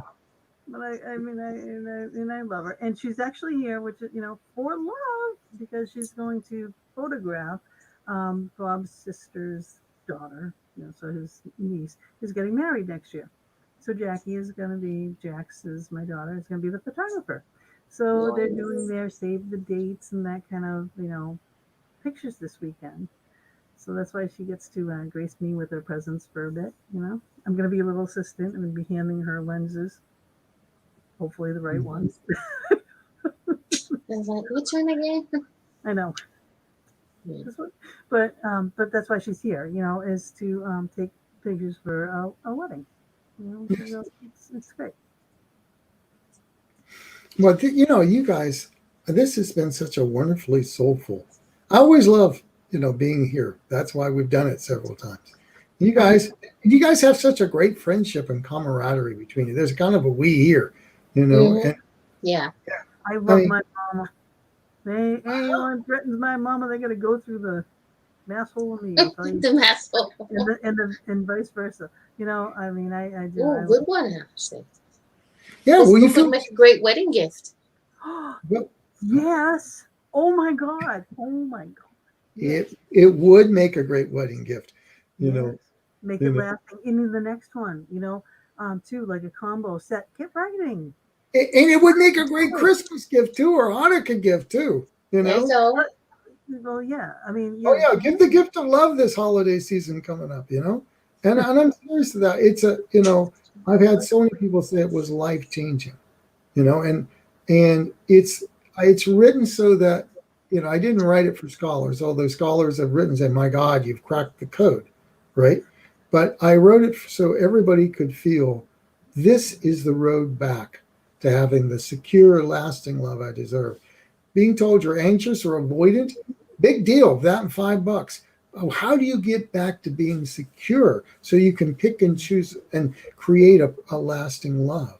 This is the only thing that matters. And when I thought about it, I want everybody, if this book could teach, I'm hoping one day it sells millions. It hasn't yet, but Well, let's change that, folks, because yeah. honest to God, it's got to be out there. And one of the comments was too, why are we not learning this in school? And taxes, and probably, you know, reconciling a checkbook. How about that? Let's put that in Oh, school. Yeah. This would be awesome. we need to teach more about relationships because a society only functions when we know how to value and cherish and love each other. You know, I wished we did teach because at the end of the day, we were born for connection, hardwired for connection. And what we need is we need to know mathematics and science, but we need to understand our heart too. Yes. Yeah. And I'm talking with 3 initials after the back of my name. Okay. That's true. What good is understanding all of this if you don't feel connected? And it's true. I've never seen anybody at the end of their life say, boy, I wish I had made more money. They only count the people that love them. Mm-hmm. It tells us something, But, And even during COVID, what is it that bothers us most? It's the lack of our connections. It's the way it's messed with our ability to connect, our ability to love. Love is it's what we were born for. And what I know is when people don't feel love, they reach for power. And that never works out societally. You oh, can not in a Maybe relationship. someone reaching for power, and almost always they're not someone who feels really loved. Yeah. And that doesn't do society one good. How can we have a great society when our leaders don't know how to attune, don't know how to empathize? Mhm. Yeah. Power without love is futile. So there's a bigger, I mean, I have a big vision for There's a love. big picture. Yeah, this is a big picture. Yeah, this is a global thing. That's what I mean. Like this needs to be out there, globally. Everyone needs to think this way, Yes. And that's what I'm saying. It's not just a love relationship. This is a relationship. This is a human relationship. It's a bond between people, just in general, kindness and compassion and, all that all leads to love. It does. Again, Ashley says, again, how far could we go if we learn to support and be supported? Again, yes. Exactly. God, I I love know, this and one. not stifled, I mean, a good relationship is a good trusting relationship, boost each other up. You know what I mean? That's why we're always doing that. You know what I mean? And Yeah. it's Notice that, I talk about the we in relationships. Mm-hmm. Notice that the founding fathers put in the Constitution, We, we the people. We didn't say as community. I, the That's so good. individual, more perfect way to create a better life for myself. Yeah. It said, we, the people, in Right. order to create a more perfect union, Yep. connection. The founding fathers, for all of their shortcomings, at least understood that we were meant to have a we somewhere. And Yeah. that means, uh, we're not reptiles.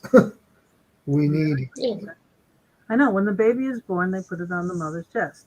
Does it Mhm. need skin to skin contact? You make that bond. The baby needs that skin to skin, and that's how you start your life. Exactly. Yes. And And mom, that's disrupted. Often that's when people don't get a full right to exist. Just being on your mother's chest is a beautiful thing. Yep. Yep. Because there's a physical connection and then there's an auditory connection because you can feel and hear the heartbeat. Yes, the baby is looking for that familiar little heartbeat. Mm-hmm. Exactly. I can remember when my son was born and watching that. It was truly an amazing process. Yeah. Well, when you're watching an amazing process, we're going through hell. Until Yeah. the baby is actually there, then it's like okay. But I mean, I mean, everyone's birth experience is different. I had cesarean. But no matter how much pain you go through, and this is off topic but on topic, no matter how much pain you go through during the child labor, the moment that a mom holds that child, puts that child on their chest, they forget all about the pain. Yeah, isn't that amazing? I noticed that too. I noticed that too. Yes. If you deliver naturally, you don't forget about Yes. the pain too quickly when you have a cesarean. I did natural. But No drugs. So I was like, I'm never going to do it again, and I did it again. Here you go. And I thank God I did. She's a glutton for punishment. Beautiful angel that's downstairs here right now, which I'm going to go give a big hug to when we do say our goodbyes. And but I just remember thinking, what? I remember standing beside her while she was giving birth. We had done Lamaze, and I was holding her hand. And when I saw all the pain on her face, I remember thinking, I would never do this. This looks horrible. You'd only have one child in a marriage. I wouldn't have zero. I would have had zero. The species would be in dire jeopardy if all mothers were like me, man. I was thinking, oh my God, this is so much worse than I ever imagined. Lord in heaven. I know when you're pregnant, your first pregnancy, and you go into those classes and you watch the videos, and I was like mortified. I was like, oh my God, oh no, I was like so scared of watching one movie, and I'm like, oh no, because all along I'm thinking I'm gonna deliver naturally, and then and then it doesn't happen. Like I just had a bad doctor, but that's just me, majority. I'm the minority, not the majority. I just don't have luck with doctors. Yeah. Still, today, fighting with them, but they, Is what it is. But we do have to, we're a little Yeah, bit. we're 5 after. We're good. And Gary, amazing as always. And I'm still going to call you the love doctor and the guru. All right. But everybody, please, safe to love again. And then as soon as that new book comes out, get writing. Hurry up, because we want to send this as package deals. Yeah. And we'll have you back. Yes. Well, thank you back. And thank you. You know, it's been big, and you have me back. It's going to take me at least a year to write it, you know, so. It's okay. We'll wait. All right. Yep. Well, I'm booking now next year anyway, so I think I'm in Yeah. June. So, you know, by the time you start writing and you think you're almost done, then get in touch with me, because then it will. Okay. Because I'm always about a year out. Sounds great. All right. All right. All right. Well, thank you, Dr. Salyer. Thank you. Thank you, Marlene and Gina. It's been a pleasure. No, it's our pleasure. All right. We'll see you all next Night, time. everyone. Y'all behave now. Yeah, listen to her. It's scary.